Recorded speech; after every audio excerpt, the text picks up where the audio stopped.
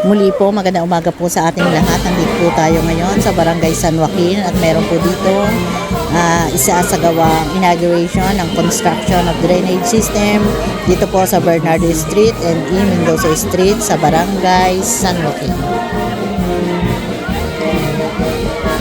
At nandito na po ang ating mga city officials, si Mayor Rico Soto, si Vice Mayor Dodot Jaworski, Congressman Roman Romulo, si Councilor Simon Tantoco, at nandito rin si Kapitan Julius Erap Sanchez at ang mga barangay council ng Barangay San Joaquin. Magsitayo po tayong lahat.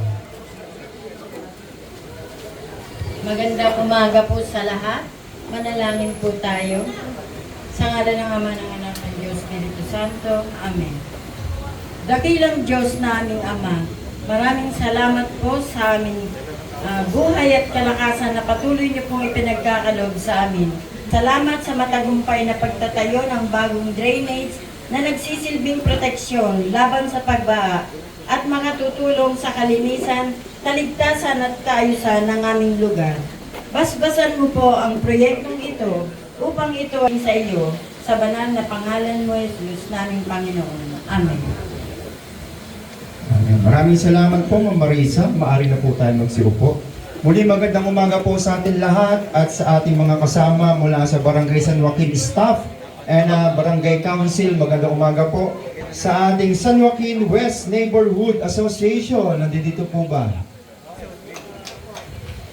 Ang dami. Nandiyan lang sa likod yun. Ang ating po mga Senior Citizen Association. Parang walang senior dito, no? Meron. Sa ating po mga livelihood group ng San Joaquin. Ayun. Parang sila-sila lang din, ano? Samahan ng kababaihan proper. O yun, o. Ganun dapat. Anyway, muli magandang umaga. Pakinggan po natin ang mensahe ng inyong barangay captain. Tawagin po natin Cap Julius Erap Sanchez.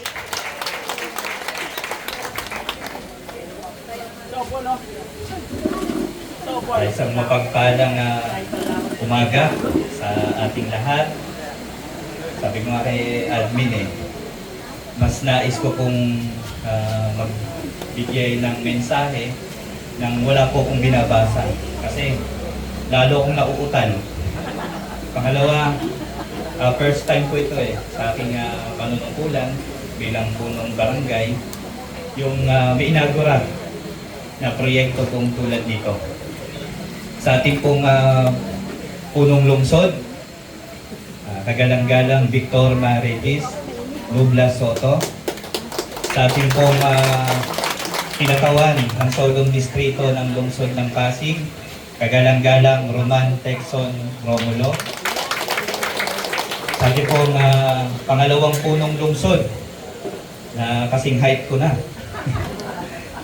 kagalang-galang Robert Vincent Jude B. Jaworski Jr. Nakalimutan ko yung B baka magkamali po ako. Abao State Bautista.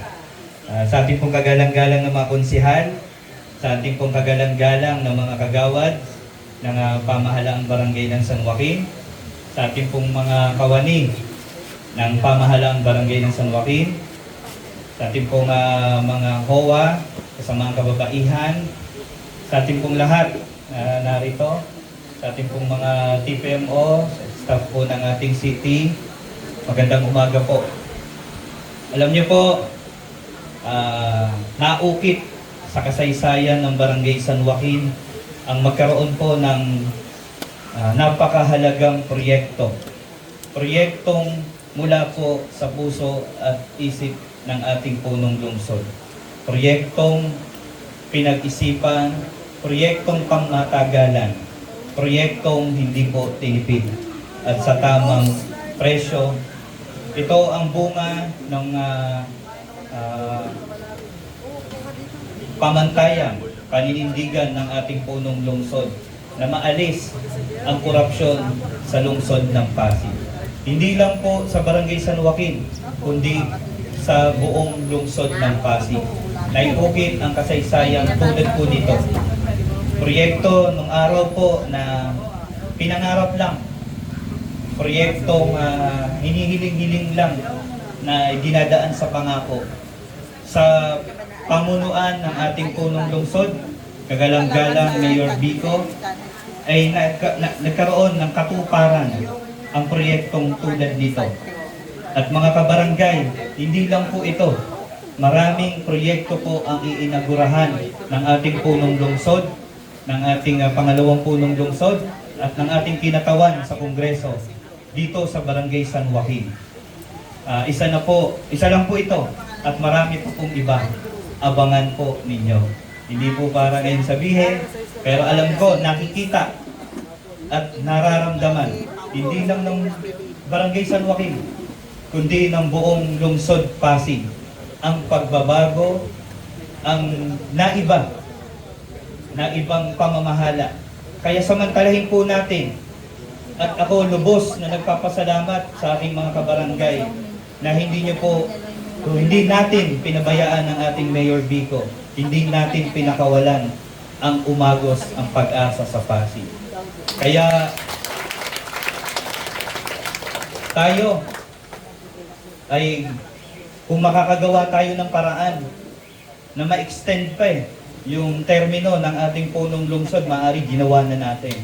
Kaso, kailangan nating sumunod sa saligang batas na hanggang 3 termino ang punong lungsod natin at lahat ng nanunungkulan. Pero maraming paraan maaaring makapaglingkod ang ating punong lungsod sa buong Pilipinas. Kaya samantalahin natin, ating suportahan ang mga tulad ng ganitong proyekto. Kita naman natin yung dekalidad na proyektong ito at sa mga susunod pa nating iinagurahan. Muli, sa ating pong punong lungsod, sa ating kinatawan sa Kongreso, pangalawang punong lungsod, sa ating pong mga konsehal, mga kagawad, ay taos-puso po kaming nagpapasalamat po sa inyo, sa inyong walang sawa at hindi po titinag na proyekto para po sa Barangay San Joaquin. Lamang po, maraming salamat po at mabuhay po kayong lahat. Maraming salamat, Kap, Erap. Partida po, walang script yun ha. Pero dire-diretso, no? Ngayong umaga po, tawagin naman po natin upang magbigay ng mensaheng ating Congressman Roman Romulo. Magandang umaga po sa ating lahat. Mayor Vico, Vice Dodot, Consel Simon, syempre kay Kap Erap, sa lahat ng ating mga kagawad sa ating barangay, sa iba-ibang mga tumutulong sa ating barangay, sa ating syudad, lahat ng bisita rin po dito, isang magandang umaga po muli sa inyo. Sa totoo po, no, paulit-ulit rin naman, sinasabi rin naman ni Mayor Vico ito, yung mga infrastructure talagang nagagawa naman po talaga yan. Kaya sa totoo, hindi ko na rin alam kung ano sasabihin eh. Kasi every week naman meron namang inauguration na nangyayari. Pero siguro, ang pinakamahalaga para sa ating lahat, ang totoo naman yan, ay sana kung meron mga proyekto na ganito, or kahit walang proyekto yung kapaligiran natin, sana sinisigurado lang natin na maalagaan natin ng mabuti.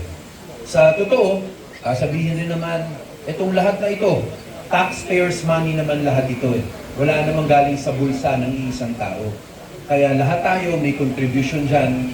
Kaya talagang pinakamahalaga sana ma-enjoy natin, mapangalagaan natin. Lalo na po, no, sa totoo lang, itong Barangay Buting, Barangay San Joaquin, Barangay Kalawaan, napakaganda po nung 3 barangay na ito eh. Kasi sa totoo, malapit lang kayo sa City Hall, malapit kayo sa sentro ng ating ng Pasig.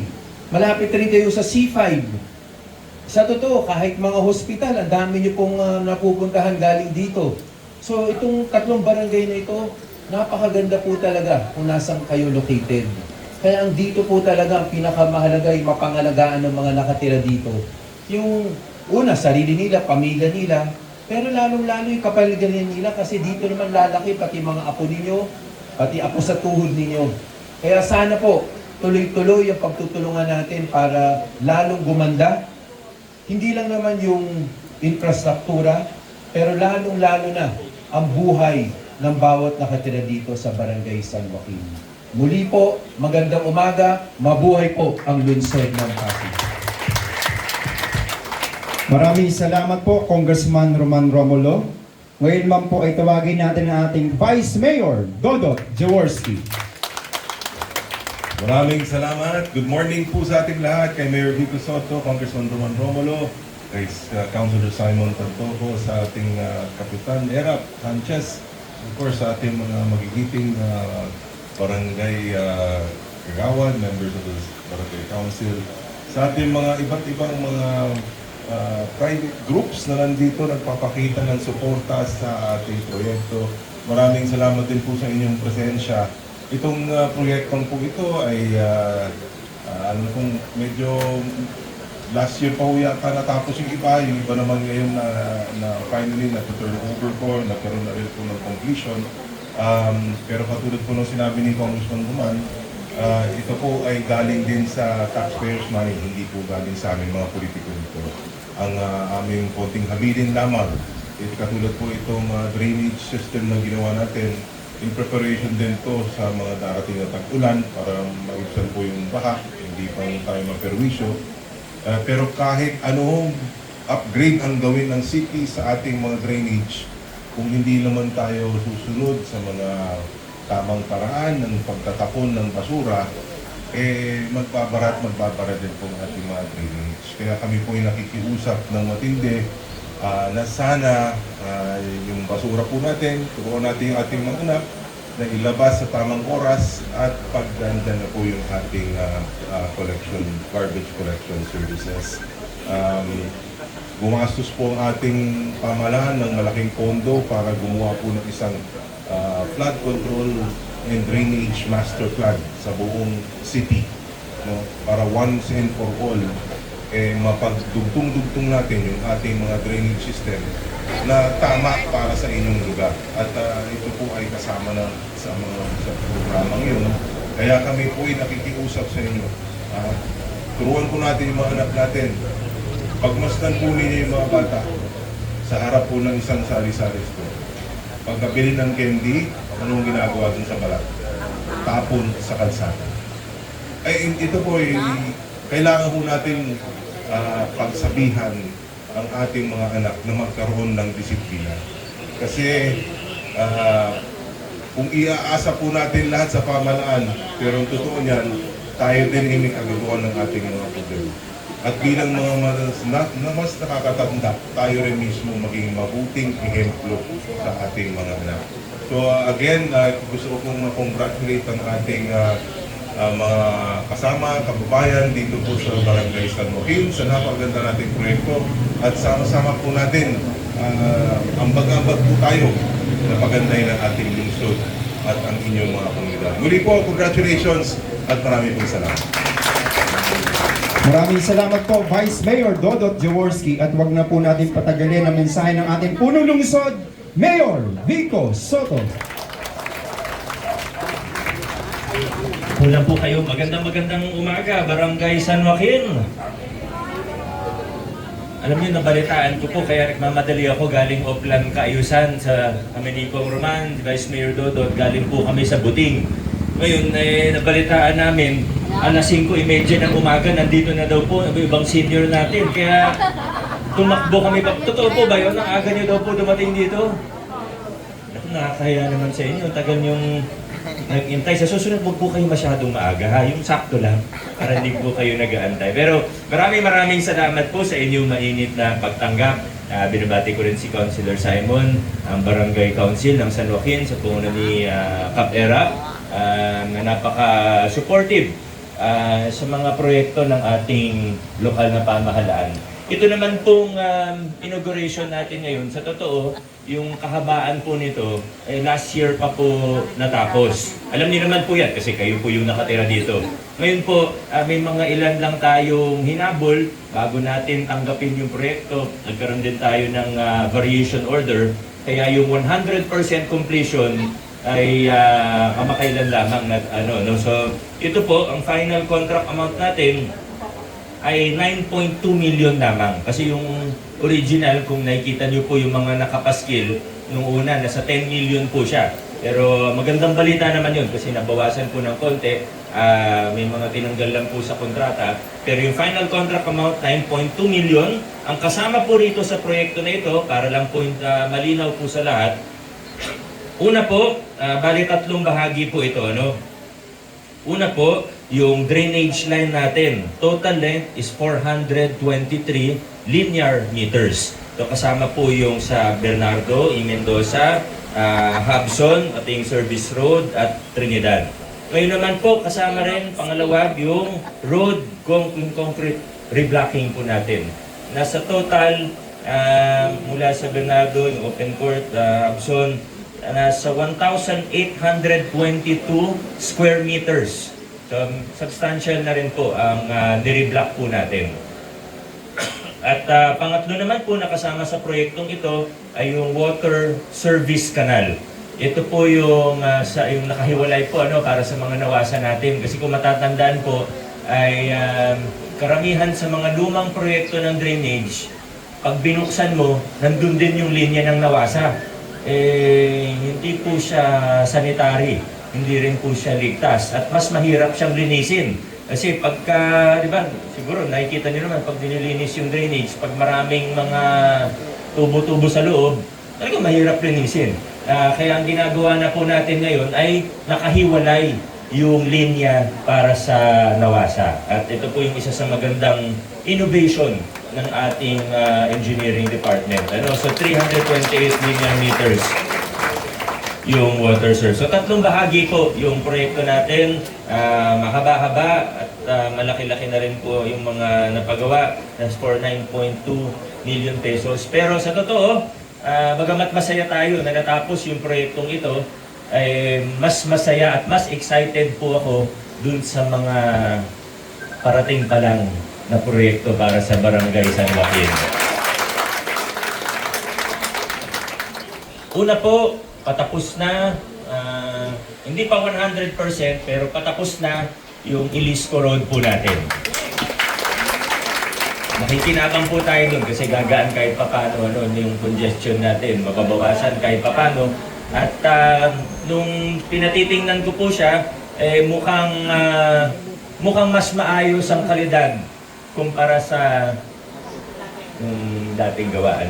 Kasi yung dating gawa, naabutan na lang din natin yun, medyo mabilis po nasira yung ibang bahagi. So, magkakaalaman naman po, makikita rin po natin kung maayos talaga yung pagkakagawa. Pero pati po yung bollards natin. Yung bollards, hindi po ang tulong sa inyo kasi minsan may mga nagrereklamo, ba't naglalagay tayo ng bollards. Pero yan po ay para sa kaligtasan ng lahat. At para makasiguro din tayo na, at least mabawasan yung mga obstruction po natin sa daan. Kasi pag may bollard na po dyan, hindi na basta-basta mga nakasampa, di ba? Mas madali na pong i-clearing pag may bollard. At sa mga lugar po, sa totoo, marami nung nakaraan, meron sa Kapitolyo, yung nabangga, papasalamat yung establishmento kasi hindi natamaan yung struktura niya, yung building niya. Hanggang dun lang sa bollard. Kahit yung malaking SUV, tinamaan yung bollard. Hindi po bumigay yung bollard. Ibig sabihin, maayos yung pagkakagawa. So, ibig sabihin, may naligtas tayong maaaring buhay at definitely property dahil sa mga bollard na yun. Pero importante, maayos yung pagkakagawa. Siguro malapit na rin kung matapos yung sa Ilisco po natin. Pangalawa, yung mga redevelopment natin, sa tulong din naman ni Kong Roman yung ibang area, pero yung ibang area, yung LGU naman yung papagawa, yung iba, MMDA, so nagtutulungan na lang po lahat ng ahensya ng pamahalaan, at tayo sa lokal na pamahalaan, isa sa prioridad natin ngayon ay mapaganda yung mga open spaces natin, katulad po nito. Yung mga open spaces dahil sa Pasig, sa totoo, sa buong Metro Manila, talagang kulang na kulang ang mga espasyo kung saan pwede maglaro yung mga bata, kung saan pwede mag-zumba mga senior at iba pang mga grupo natin, gaya ng grupo ng kababaihan, mga HOA, kung saan pwedeng mag-meeting na medyo presko lang, kulang na kulang talaga ang open spaces natin. Kaya natutuwa tayo dahil Ang City Council natin, very supportive. Yung congressman natin, may mga proyekto rin, pati yung sa River Park or River Linear Park, yung mga esplanade natin.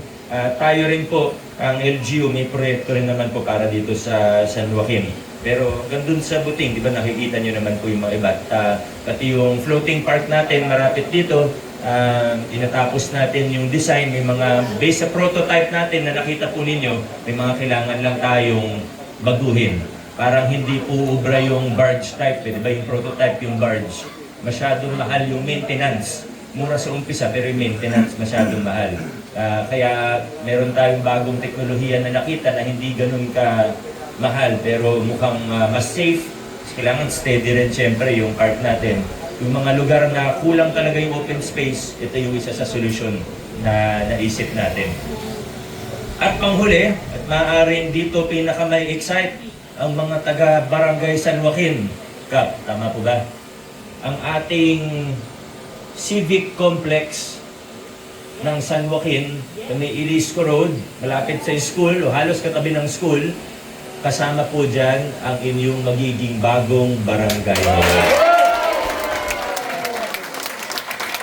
Pero hindi lang po barangay hall. Sabi ko, di ba, civic complex. Pag sinabing complex, hindi lang po iisang building yan. Nabanggit ko na lang din yung open space, yan yung isa sa pinaka-importante dyan. Yung gitna, mananatiling open space o park para po sa inyong lahat.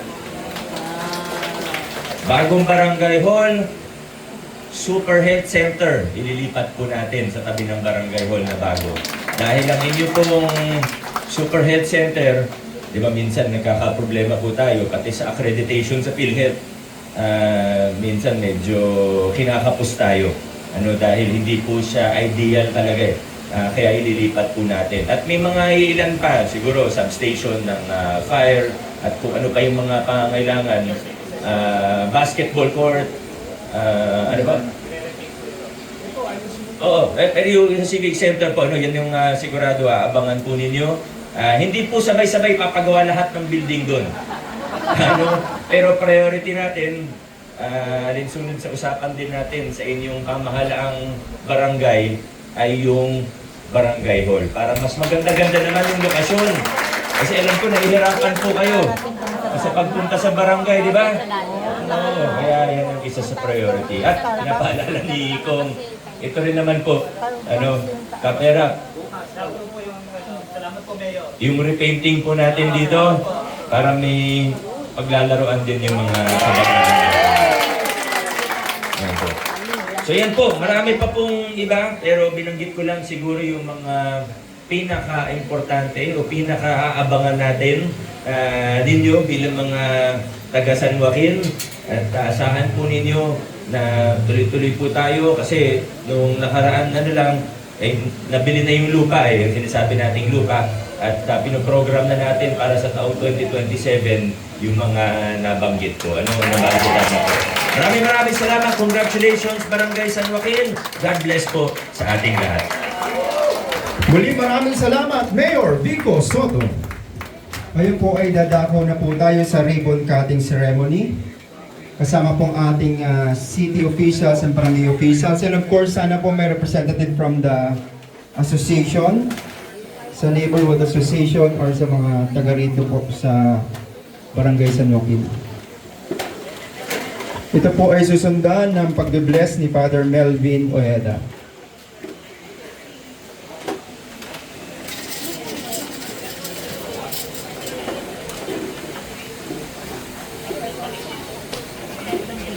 Hawa po, hawa.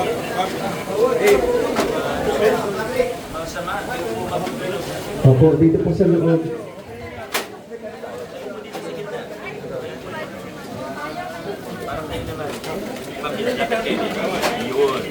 Alright. Barangay San Joaquin at the count of 3. 1, 2, 3. Congratulations, Barangay San Joaquin. Sa ngalan ng Ama, ng Anak, ng Diyos, Espiritu Santo. Amen. Sumayin niyo ang Panginoon. At sumayin din. Si Kristo, ang anak ng Diyos, ay dumating sa daigdig upang kanyang tipunin ang nagkawawatak-watak na mga anak sa Diyos. Anumang daan na naghahatid ng tao magka-ipon-ipon ay pawang naayon sa layunin ng Diyos at naghahangad ng pag-isahin ang mga pinaglalayo ng mga bundok, ilog at naghihiwalay na pook.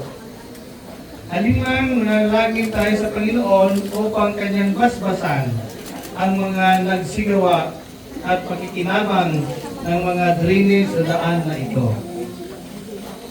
Manalangin tayo. Ama naming makapangyarihan, ikaw ang kapiling namin lahat upang itaguyod ang nagtitiwala sa inyong piling, sa inyong pagpapala. Pangunahan mo ang mga daraan dito sa Kristo, kasama ng Espiritu Santo, magpasawalang hanggan. Amen. Ama namin, Sumasalangit ka, sambahin ang ngalan mo. Ako sa amin ang halayan mo, hindi na yalap mo dito sa lupa para lang sa langit. Bigyan mo kami ng anak na si Jesus.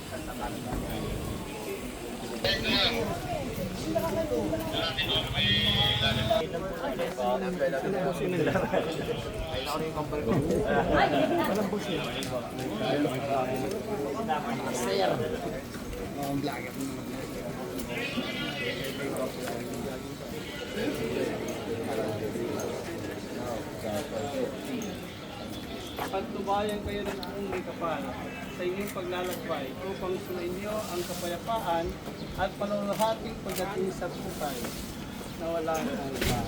Amen. Sumainyo ang Panginoon. At sumainyo. Ayan, muli po, congratulations po sa mga taga-barangay Buting. Congratulations!